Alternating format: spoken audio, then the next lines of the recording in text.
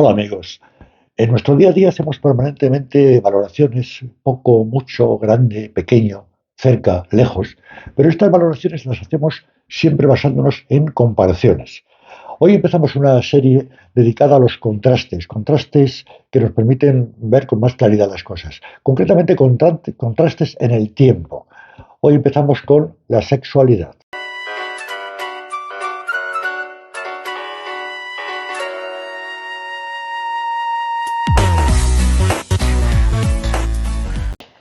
Todas las especies animales poseen un instinto que les impulsa a la práctica de la sexualidad. Por la sencilla razón de que si alguna especie animal, por ejemplo, imaginaos que los conejos de repente perdieran todo interés por el sexo, pues el resultado sería que al cabo de unos pocos años no quedarían conejos sobre la faz de la Tierra. Existen diferencias en cuanto a los métodos de cortejo, a los rituales, a la forma de practicarlo en las distintas especies, pero en todas, incluidos los seres humanos, también la sexualidad es algo importante. También en los seres humanos se pueden observar diferencias entre distintos grupos, porque esto está muy influido, la forma de percibirlo y de practicarlo, por la cultura, por las religiones, por supuesto, y por las leyes también. Podríamos comparar la forma de abordar el sexo de los esquimales, de los amish o de los yanomami del Brasil. Pero como aquí en esta serie de vídeos vamos a estudiar los contrastes temporales, vamos a centrarnos en ver cómo funciona y ha funcionado la sexualidad en España concretamente, y en gran parte en Europa y en el mundo occidental, pero sobre todo en España. Compararemos, por ejemplo, de los años 50 hasta la actualidad. En los años 50, lo primero que podemos observar es que existía una gran influencia y un gran poder de la Iglesia Católica.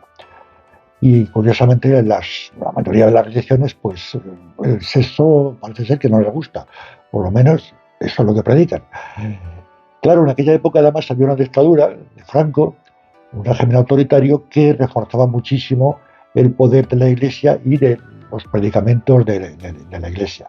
Por lo tanto, el sexo estaba muy mal visto. Ya desde jóvenes, a los adolescentes, se les indicaba que la masturbación no solamente es que fuera un grave pecado, sino que además es que podía ser terrible, se podían quedar ciegos, se podían quedar canijos, se podían caer las orejas, en fin, toda serie de dramatismos.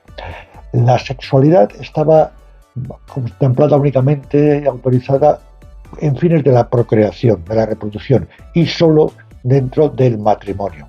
Naturalmente existía la prostitución, que estaba prohibida, pero se toleraba bastante siempre y cuando no se viera mucho. Era algo que, bueno, se toleraba con tal de que no se notara demasiado.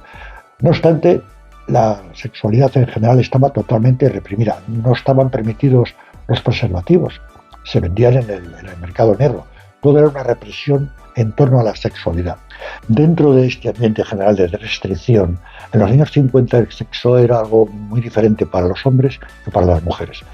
El 95% de las mujeres, su objetivo vital era el matrimonio, porque también es cierto que las expectativas de vivir solas sin depender de ningún hombre en su trabajo eran bastante escasas en aquellos momentos. Por lo tanto, ese era su principal objetivo. Podríamos decir que los hombres querían sexo y las mujeres querían matrimonio. Querían cosas diferentes, pero tenían que compaginarse ambas. Por otra parte, la virginidad era algo muy apreciado por los hombres, naturalmente.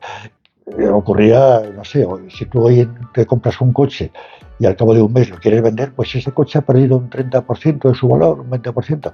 Bueno, pues en aquellos tiempos la mujer de segunda mano perdía todo valor, casi todo el valor, para el matrimonio, porque los hombres no las valoraban. Como consecuencia, las mujeres procuraban preservar esa virginidad hasta el momento del matrimonio. Los noviazgos podían ser largos, durar 2, 3, 5 años, 8, y durante ese tiempo la mayoría de las mujeres no tenían sexo con sus novios hasta el momento del matrimonio. Porque además no se esperaba que las mujeres tuvieran placer con el sexo. Se suponía que una mujer casada pues tenía que tener sexo casi como una obligación. En cambio, los hombres se suponía que les gustaba el sexo y ya está, todo el mundo lo admitía. De hecho, las madres les decían a sus hijas que los hombres son así. Un hombre podía presumir con sus amigos de sus conquistas con otras mujeres. En cambio, una mujer que tuviera relaciones ocultas con otros hombres, fuera del matrimonio, pues tenía que ocultarlo porque podía ser insultada, despreciada, apartada por las demás mujeres, vista como una cualquiera, una fulana, una mala mujer. Sabía de manera muy distinta cómo actuaban ellos y ellas con respecto al sexo. Naturalmente estaba prohibido todo el sexo salvo en el matrimonio. Para ir a un hotel, una pareja para que le dieran la habitación tenían que presentar el libro de familia. Una pareja que se estuviera besando en medio de la calle podía sufrir importantes multas. Esto quiere decir que no existía sexo fuera de los cauces oficiales de matrimonio. No, claro que existía. Si los pajares de los pueblos pudieran hablar o si los coches pudieran hablar, pero siempre tenía que mantenerse oculto. Lo importante era que no se supiera. Y desde luego la mayoría de las mujeres preservaban su sexualidad hasta el matrimonio. Si para los heterosexuales el sexo fuera de matrimonio era algo muy difícil en aquella época, para los homosexuales era realmente terrorífico, porque era lo peor que podía haber. Ya los niños, un grupo de niños de 8 o 10 años, podían estar en la calle jugando y alguno decir, vamos al puesto de helados, a comprar un helado. Y si alguien decía, maricón el último, todos corrían desesperados porque nadie quería ser el último y que le pudieran tachar de semejante cosa. Era algo prohibido, no. Era perseguido por la ley, castigado por la ley. Existía la ley de vagos y maleantes. Y desde luego se los metían en la cárcel directamente. Pero además se les despreciaba, estaban considerados enfermos en el mejor de los casos, pero viciosos, invertidos, depravados, degenerados, cualquier calificativo. Era lo peor que se podía ser. Naturalmente estas personas existían, pero tenían que ocultarse. Era muy difícil tener una relación homosexual abierta. Era prácticamente imposible. Tenía que estar siempre a oscuras, ocultamente. Claro, la concepción que había de los hombres tenían que ser muy machos, muy varolines, machotes. De hecho, un hombre, por ejemplo, que se supiera que había cosido el botón de una camisa o planchado un pantalón, se avergonzaría de ello, porque eso no era cosa de hombres, era cosa de mujeres o de afeminados.